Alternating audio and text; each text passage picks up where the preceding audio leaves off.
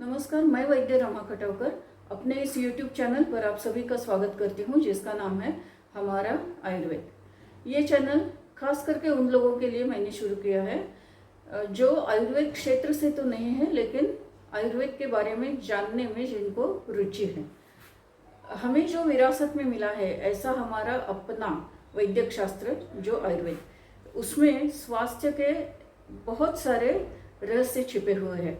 ऐसे एक रहस्य के बारे में हम आज जानकारी लेने वाले हैं। अष्टांग हृदय इस नाम का एक आयुर्वेद का आधार ग्रंथ है।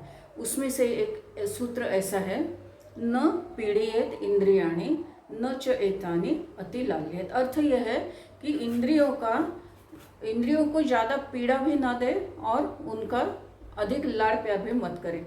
आँखें, कान, नाक, त्वचा और स्वाद लेने वाली जीभ, ये 5 ज्ञानेंद्रिय हैं। ये तो हम सब जानते हैं। इनकी वजह से हमें बाहरी जगत का ज्ञान होता है।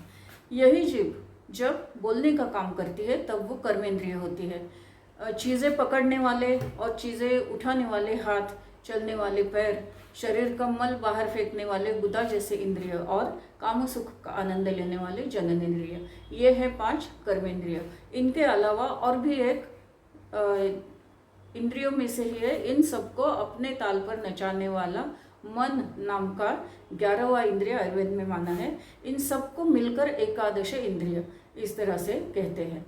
इन सबको अपने अपने विषय में लोलुप ना होने देना और अपने अपनी मर्यादाओं में रखना, यही स्वास्थ्य का एक रहस्य है। यही इस सूत्र का अर्थ है और ये आयुर्वेद का कहना है।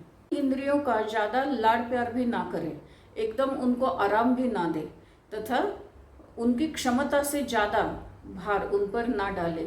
और एक बात है, इनका गलत तरीके से भी उपयोग किया तो भी वो स्वास्थ्य को हानिकारक होता है। कैसे, एक उदाहरण लेके हम अभी देखते हैं। उदाहरणार्थ, आँखें जो है वो देखने का, उनका काम है देखना। अगर ज़्यादातर आँखें बंधी रहती है, ज़्यादा उन्होंने देखा ही नहीं, बाहरी जगत नहीं देखा, तो यह है उनका अयोग।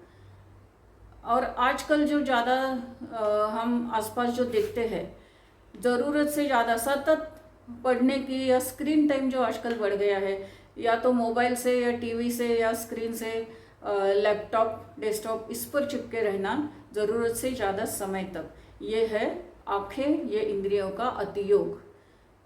और तीसरी बात यह है, और एक बात है, मिथ्या योग नाम का एक शब्द है। इसका अर्थ है इंद्रियों का गलत इस्तेमाल करना। जो चीज़ें आँखों को या मन को या शरीर को, दिमाग को अच्छी नहीं लगती, वो चीज़ें जैसे हिंसा, सातत्य, हिंसा देखने की आदत है, कुछ गलीच्छ चीज़ें हैं, खराब चीज़ें हैं, विभत्स चीज़ें हैं, इस तरह के मूवीज़, इस तरह के चित्र वगैरह हमेशा देखते रहना, ये है आँख नाम के इंद्रियों का मिथ्या योग। इंद्रियों के ऐसे गलत या ज़रूरत से ज़्यादा उपयोग का परिणाम सिर्फ उन पर ही नहीं या सिर्फ उनके अवयव पर ही नहीं, तो मन, दिमाग और सारे शरीर पर होता है।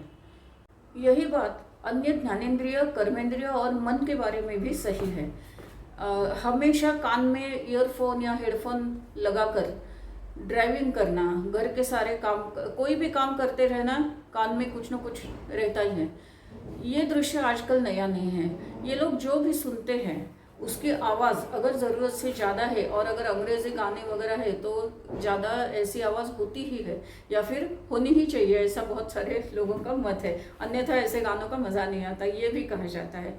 तो अगर हमेशा ऐसे आदत लग गई है, अधिक काल से इस तरह से कान नाम के इंद्रियों का मिथ्या योग और अतियोग हो गया, तो उसके परिणाम भी सारे शरीर पर इस तरह से दिखते हैं।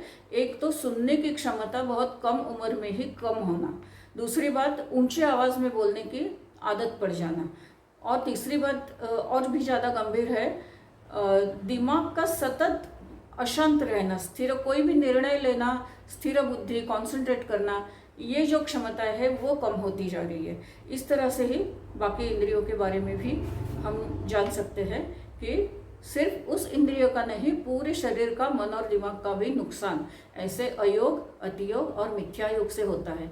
ये 3 शब्दों के अलावा एक बहुत ही अच्छा पॉजिटिव शब्द आयुर्वेद में है, वो है सम्यक योग। सम्यक का मतलब प्रॉपर, बिल्कुल सही।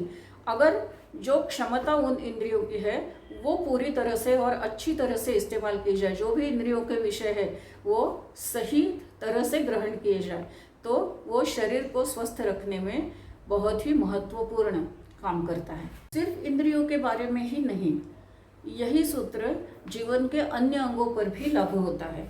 एक तो बच्चों का लालन पालन हम कैसे करते हैं, इसमें भी यही सूत्र लागू होना चाहिए। अयोग, अतियोग और मिथ्या योग ये नहीं होना चाहिए, सम्यक योग होना चाहिए।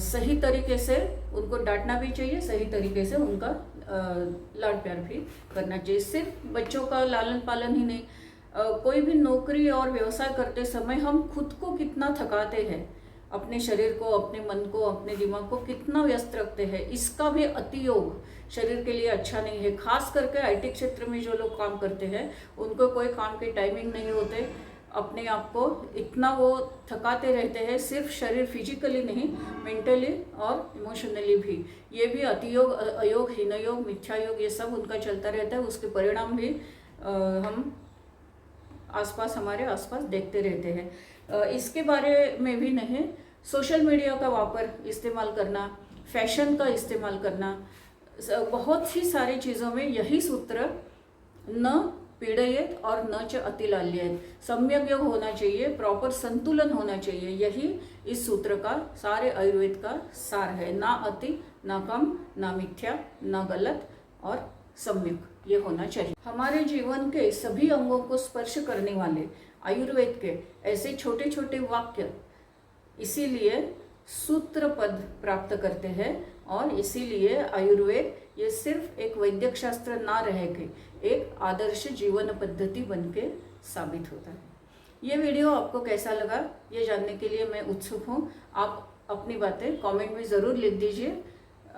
अगर ये वीडियो आपको अच्छा लग रहा है तो लाइक कर दीजिए, शेयर कर दीजिए, और हमारा आयुर्वेद ये मेरे चैनल को सब्सक्राइब ज़रूर कीजिए।